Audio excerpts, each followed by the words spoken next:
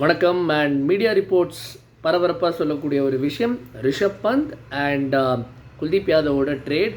And இது வந்து was almost likely to happen. அது நடந்துச்சு. சரி, இந்த ட்ரேடில் என்ன நடந்துச்சு, இந்த ட்ரேடுக்கு பின்னாடி நடந்தது என்ன, காரணங்கள் என்ன, அதை பற்றி தான் பேச போகிறோம்.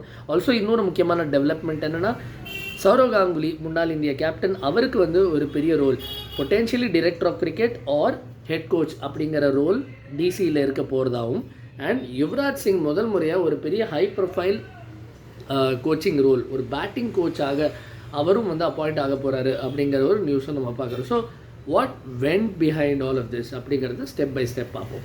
So clearly Rishabh Pant and LSG அவங்க ரெண்டு பேருக்குமே வந்து பெருசாக ஒத்து வரல அப்படிங்கிறதும் பார்த்தோம். ஆல்சோ ரிஷப் பந்தோட record 10 victories 18 defeats across 2 years, that didn't help the cause. And Sanjiv Goenka மற்றும் ரிஷப் பந்துக்கு இடையில் நிறையா காரசாரமான விவாதங்கள் பார்த்தோம். அண்ட் கிளியர்லி ஒரு சீசன் இந்த மாதிரி ரொம்ப மோசமான season where you finish last and IPL மாதிரி ஒரு டிமாண்டிங் என்வாயர்மெண்ட்டில் வந்து ஹெட்ஸ் வில் ரோல்.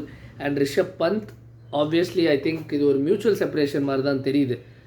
பொட்டென்ஷியலி அவங்களோட கோச்சிங் ஸ்டாஃப்மே ரீவார்ம் பண்ணால், அதாவது எல்எஸ்ஜியோட கோச்சிங் ஸ்டாஃபை ரீவார்ம் பண்ணாலும் அது வந்து ஆச்சரியமாக இருக்க போகிறதில்ல. ஸோ இந்த ட்ரேடில் ஒரு பெரிய சிக்கல் என்னவாக இருந்தது அப்படின்னு பார்த்தீங்கன்னா, ரிஷப் பந்தோட சேல்ரி 27 crore அப்படிங்கிறது மிகப்பெரிய ஒரு ப்ரைஸ் பேண்ட். ஸோ அதை வந்து எப்படி பேலன்ஸ் பண்ண முடியும்னு பார்க்கும்போது, ரவீந்திர ஜடேஜா போன வருஷம் பண்ணாது தான் ரிஷப் பந்த் பண்ணார். ஒரு சிக்னிஃபிகண்ட் பே கட் எடுத்துக்க ஒத்துக்கிட்டார். ஸோ 15 கோடி அப்படிங்கிற அமௌண்ட் அவரோட trading amount. And Kuldeep Yadav on the other hand, அவருக்கும் பார்த்திங்கன்னா சில கசப்புகள் பொட்டென்ஷியலி இருந்திருக்கலாம். ஏன்னா அவர் நிறைய மேட்சஸ் பெஞ்சில் தான் இருந்தார் இந்த சீசன். டிசிக்கும் அவ்வளோ அருமையான சீசன் இல்லை. ஸோ அவர் ஒரு 13.25 அல்லது 13.75 crore அதுக்கு அவரை இங்கே ட்ரேட் பண்ணிட்டாங்க.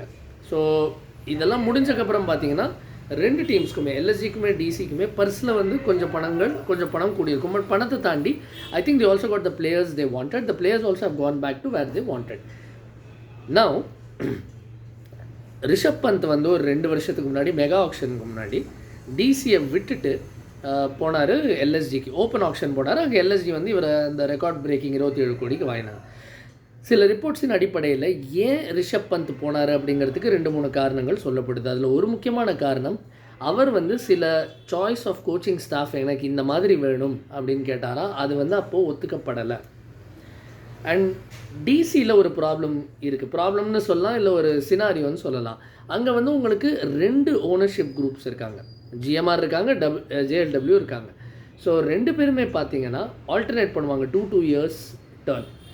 அப்படி இருக்கும்போது அந்த டேர்மில் இருந்தவங்க ஒத்துக்கலை இவரோட ரிக்வெஸ்ட். என்ன ரிக்வெஸ்ட்னா, யுவராஜ் சிங் ஒரு கோச்சிங் ஸ்டாஃபாக இருக்கணும்னு. இன்ஃபேக்ட் இந்த வருஷம் ஐபிஎல் ஸ்டார்ட் ஆகிறதுக்கு முன்னாடி கூட மும்பையில் ரிஷப் பந்த் யுவராஜோட ப்ரைவேட்டாக ஒர்க் பண்ணார். அண்ட் யுவராஜ் நிறையா யங் பேட்டர்ஸை மென்டவர் பண்ணுறது நம்ம எல்லாருக்குமே தெரியும். உதாரணத்துக்கு வந்து of course most famously Abhishek Sharma and Shubman Gill. So Rishabh பந்தோட அந்த கோரிக்கை வந்து நிறைவேற்றப்படாமல் இருந்ததுனால அதுவும் ஒரு ரீசனாக இருந்தது அப்படின்னு சொல்கிறாங்க வந்து அவர் ஓப்பன் ஆக்ஷன் போனதுக்கு. இப்போது பார்த் ஜிந்தலோட ஜேஎல்டபிள்யூ அந்த குரூப் தான் அவங்களோட 2 year சைக்கிள். இது டெல்லி கேபிட்டல்ஸை லீட் பண்ணுறதுக்கான சைக்கிள். ஸோ அவங்க உடனே இந்த கோரிக்கையை ஒத்துக்கிட்டாங்க. அண்ட் ரிஷப் பந்த் திரும்ப டிசி போகிறாரு. பட் டிசியை கேப்டன் பண்ணுவாரா ரிஷப் பந்த் அப்படிங்கிற கேள்விக்கு வந்து the answer could well be no. So இது ஒரு ஹோம் கம்மிங்காக இருக்கலாம், பட் கேப்டன்சியோடு வருமா அப்படிங்கிறது டவுட்டு தான். ஏன்னா அக்ஷர் பட்டேலுக்கு அந்த ரோல் கொடுத்து அவரும் நல்லா பண்ணிக்கிட்டு இருக்காரு. And Rishabh Pant also might not have an objection.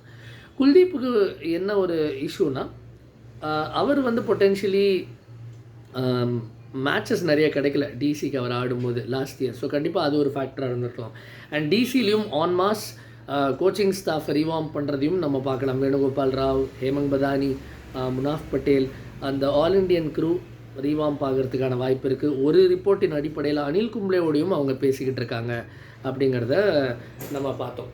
So இந்த ஒரு சூழலில் ஒரு பரபரப்பான ட்ரேட், இது வந்து த ஃபர்ஸ்ட் ட்ரேட் ஐபிஎல் முடிஞ்ச உடனே the very first trade. And ஆக்ஷனுக்கு போகாமல் ரிஷப் பந்த் கிளியர்லி அவரோட ஹோம் கேம்புக்கே போகிறதுக்கு வந்து அவர் தீர்மானம் செஞ்சுருக்காரு. So that's interesting. அண்ட் எல்எஸ்ஜியோட இந்த சைக்கிள் தொடருது அன்ஃபார்ச்சுனேட்லி ஃபார் தெம்.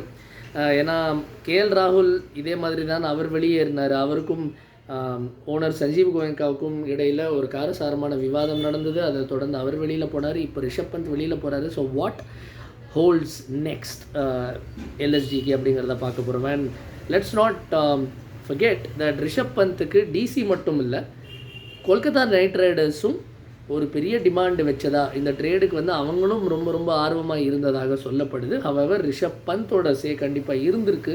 அண்ட் அவர் வந்து wanted to go to Delhi capital. So இதுதான் இந்த ட்ரேடோட நிலவரம், இந்த ட்ரேடோட பின்புலம். ஸோ இதுதான் இந்த பேக் ஸ்டோரி. தொடர்ந்து பார்த்துக்கிட்டு இருக்கேன் கெத்திஸ் கிரியேட்டிவ். இந்த மாதிரி நிறைய நியூஸ், நிறைய அனாலிசிஸ் அண்ட் நிறையா stories that are developing cricket உலகத்துலேருந்து, ஸ்போர்ட்ஸ் உலகத்துலேருந்து உங்களுக்காக. ஸோ மறக்காமல் சப்ஸ்கிரைப் பண்ணுங்கள் Gethist creative, GETHIST creative, Gethist creative YouTube and இன்ஸ்டாகிராமில் ஃபாலோ பண்ணுங்கள். தேங்க்யூ ஃபார் வாட்சிங்.